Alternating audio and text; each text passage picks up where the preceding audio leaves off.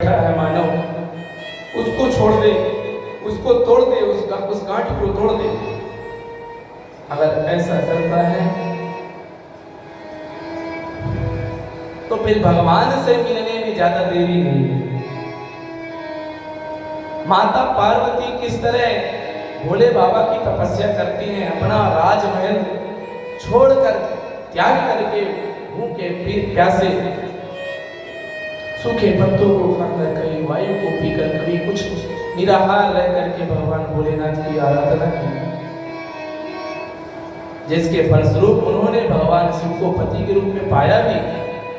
इसलिए कपट गांठ मन में नहीं, कपट गांठ मन में नहीं, सबसो सरल स्वभाव, और नारायण व भक्त की लगी किनारे नाव। जिसके मन में कपट रूपी गांठ नहीं है, समझ लो उसकी जो नाव है वो भवसागर से पार ही हो गई है। कल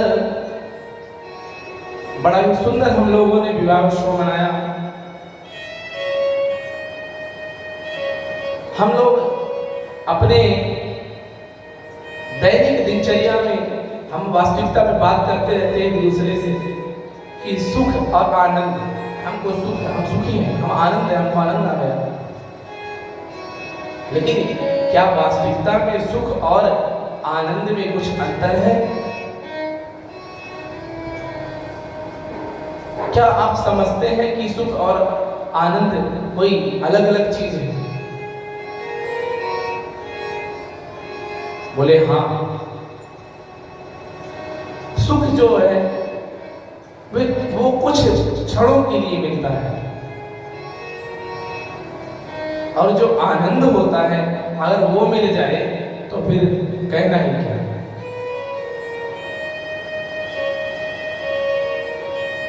हम लोग, कोई अगर हमसे, हमारा परम मित्र मिलने आ गया तो हम ये नहीं कहेंगे कि तुमसे मिलकर, कि आपसे मिलकर हमको सुख मिला। यही कहते हैं अरे बड़े दिनों के बाद आए हो, हमको तो आपसे मिलकर आनंद हो गया। वो आनंद नहीं, वो कुछ क्षणों के लिए सुख की अनुभूति है। वही व्यक्ति अगर हमेशा के लिए आपके पास रुक जाए तो उसी से फिर घृणा होने लगती, तो वो आनंद नहीं हो सकता। तो आनंद क्या है? हमारे रामायण में तुलसीदास जी बड़ी सुंदर चौपाई के द्वारा बताया कि आनंद क्या है। जो आनंद है सिंधु सुख राशि, सी कहते लोकेषु भासि। जो आनंद सिंधु सुख राशि,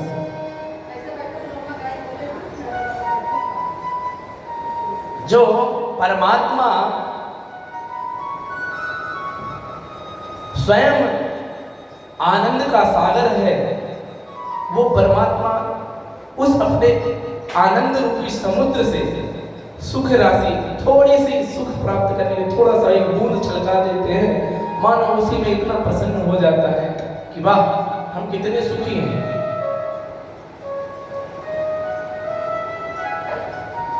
हमारा जो शिव पुराण है, मैंने एक दिन बताया था कि शिव पुराण कल्याण पुराण। कैसे? शिव का अर्थ होता है कल्याण, पुराण का अर्थ होता है, पुराण के कई अर्थ होते हैं लेकिन दो अर्थ हैं। पूरा मतलब प्राचीन, पूरा नवम नवम करोति इति पुराण। जो पुरानी वस्तु, पुरानी भगवान की कथाएं हैं जो प्राचीन, जिनको हम नहीं जानते हैं, उनको पुराणों के माध्यम से जब श्रवण करते हैं तो वो नया नया प्रतीत होता है, मानो आज ही ये घटना हमारे जीवन में घटित हो रही है। आज हम मानो भगवान को पा रहे हैं। तो श्रेय का मार्ग है हमारा जो शिव पुराण है, श्रेय का मार्ग है, अर्थात कल्याण का मार्ग। यही हमारा कर्म है, यही उस कर्म के फल है। अन्यत्र कहीं जाने की आवश्यकता नहीं है, सब कुछ यही मिलता है। जैसा करोगे वैसा पाओगे। शिव पुराण में ही मैंने बताया था कि शिव जी के 2 स्वरूप हैं। कैसे? एक निष्कल, एक सकल। निष्कल जिसका कोई आकार नहीं है, सकल जिसका कोई आकार है। शिव पुराण में जो शिवलिंग है उसको निष्कल बताया गया है। और जब भगवान की कई मंदिर मूर्ति हम देखते हैं भोले बाबा की, वो सकल रूप है। सकल मतलब हम एक उनको पहचानना, एक आकृति देना कि हमको ये हमारे शिव हैं, इनके गले में हमको माला पहनानी है, इनको चंदन भी लगाना है, इनको कानों में कुंडल भी पहनाना है। एक हम आकार बना लेते हैं अपने इष्ट जी के लिए, उसको पूजा कैसे करें इसलिए उसका एक आकार निर्धारित कर देते हैं। लेकिन शिवलिंग का कोई आकार नहीं है। भाव इसी शिव पुराण में भी आप देखे होंगे, जब ब्रह्मा और विष्णु में लड़ाई होने लगी थी कि हम बड़े, तो भगवान एक विशाल स्तंभ रूप में प्रकट हो गए थे और आकाशवाणी हुई थी कि जो इस स्तंभ का और छोर आर पार पा लेगा, देख लेगा, वही श्रेष्ठ माना जाएगा। तो भगवान के 2 स्वरूप है, सकल और निष्कल। इन बातों को ध्यान में रखना चाहिए। एक भक्त है, भगवान भोले बाबा की बड़ी प्रशंसा करता है। क्यों ना करे बात, हमारे भोले बाबा प्रशंसनीय है। सब कुछ होते हुए भी सब कुछ है, निराकार होते हुए भी साकार है, अवगुणों की खान होते हुए भी गुणी के धनी है, गुण के धनी है। गुण बने हम क्या? कैसे? अब आप देखिए, एक भक्त कहता है कि भगवान आपका बड़ा अच्छा परिवार है। कैसा? बोले पार्वती जी है, नंदी बाबा है, कार्तिकेय है, गणेश जी है। अच्छा परिवार है आपका, आप भी है बहुत सुंदर, और आप सर्व विधान करते हैं, बड़ा अच्छा, आपको स्वरूप भी अच्छा लगता है। बोले तुम्हें बड़ा अच्छा लगता है, कारण क्या है भाई? बोले पार्वती फणी बालेंदु भस्म मंदाकिनी तथा। भगवान के साथ साथ क्या क्या है देखिए, कितनी सुंदर बात कही है उस भक्त ने। पार्वती, आपके साथ में पार्वती जी भी हैं, फणी सर्प भी हैं,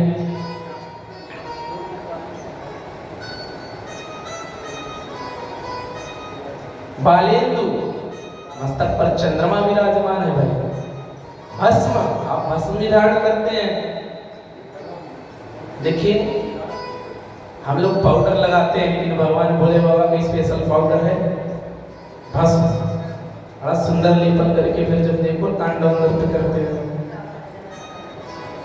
भोले बाबा का स्पेशल पाउडर है, बड़ा पसंद आता है हमको। और मंदाकिनी तथा, अरे और तो सब ठीक है, लेकिन शीश पर मंदाकिनी गंगा को धारण किए हुए हैं प्रभु। अब देखिए इसका एक अर्थ और सुंदर निकलता है, बहुत ही सुंदर अर्थ, ध्यान से सुनने योग्य बात है।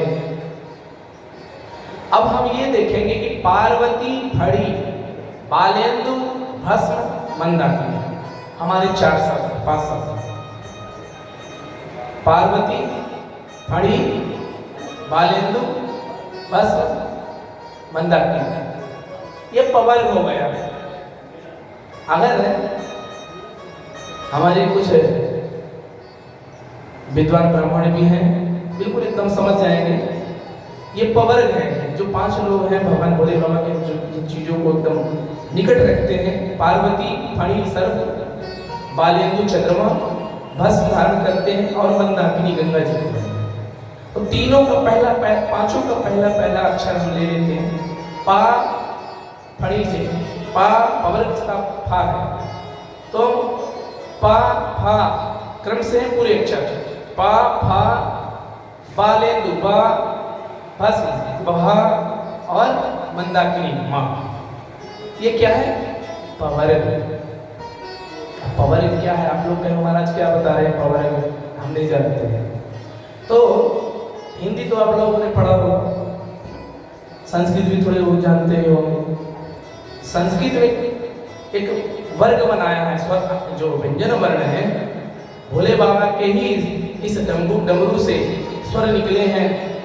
ननाद काम नव पंचवाराम उद्धर्त काम नेत्र विवर से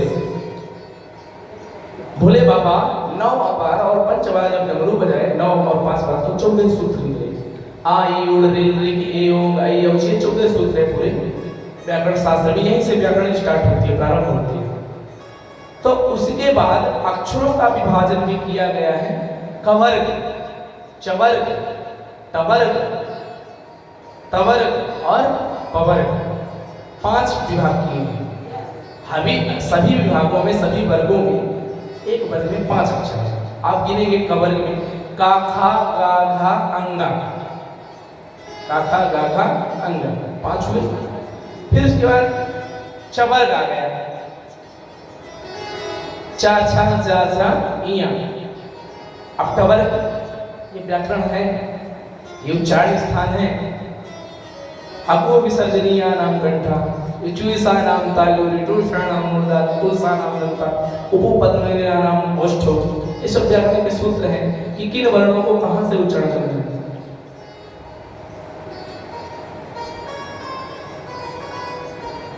एक दिन मैं पढ़ा रहा था स्कूल में, 10वीं क्लास के बच्चे से पूछा, तुम ये बताओ तुम कक्का को कहां से बोलते हो? बोले मुंह से। बच्चा को बोले सब मुंह से बोलते हैं सर। बोले अच्छा बताओ तुम्हारे मुंह में क्या क्या है? बोले हमारे मुंह में मुंह है, क्या है? बोले मुंह है। हम बोले अच्छे से ध्यान से सोचो तुम्हारे मुंह के अंदर क्या क्या है? बोले सर दांत है जी। बोले और देखो और पूरे वर्ग को हमने लिख के बताया बोलना उसको। बोले देखो ये पूरे 5-5 वर्ग हैं, इनके अलग अलग उच्चारण स्थान है, यहाँ से बोलना चाहिए। तो अकु विसर्जनीय नाम करके थोड़ा व्याकरण भी पढ़ लेते हैं, बड़ी अच्छी बात है, याद आ गई। तो जो आकार है, छोटा आ बड़ा आ, आकार और कवर्ग अकु है और हकार हा हलवा, इनका जो उच्चारण स्थान है कंठ है।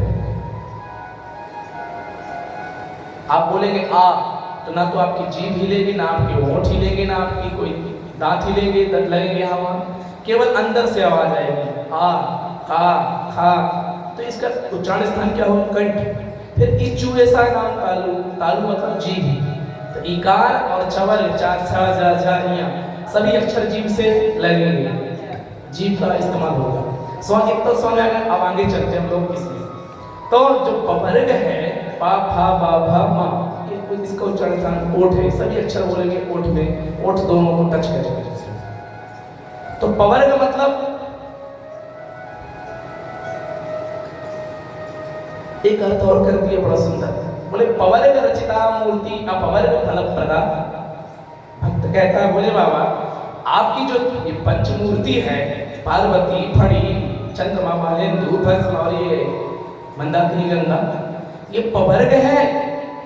पवर्ग रचिता मूर्ति, पवर्ग से रचित आपकी मूर्ति बनी हुई है। लेकिन ये फल क्या देती है? अपवर्ग फल प्रदा। अपवर्ग मतलब मोक्ष। बोले कैसे? बोले अपवर्ग पा फा बा भा मा रहित सो अपवर्ग कहा है। अगर इनके अंदर से यहां से हम लोग बाहर निकल गए तो फिर सीधे मोक्ष का अधिकारी हो जाता है। बोले अब तीसरा अर्थ करता है। बोले प्रभु मैं आपको क्या बताऊं, मैं कितना सोचा हूं आपके परिवार के बारे में। आपने जो ये सुंदर धारण किया पंचभूतियों को, इनकी तो बात ही अलग है। बोले पा मतलब, बोले पाप और पुण्य। पा मतलब पाप और पुण्य। फा से क्या होगा? पाप और पुण्य का फल। देखिए ध्यान रखिए, पा फा फिर भा, तो भा से बताया बा, बा से बंधन, पा फा बा, बा से बंधन, अब भा से भय और मां से मरण मृत्यु। इनसे जो व्यक्ति परे हो जाए, ऊपर चला जाए, भगवान को के सन्निधता पाले, उसी का मोक्ष, वही मोक्ष का अधिकारी है। वैसे तो हमारे भोले बाबा ही हैं, एकदम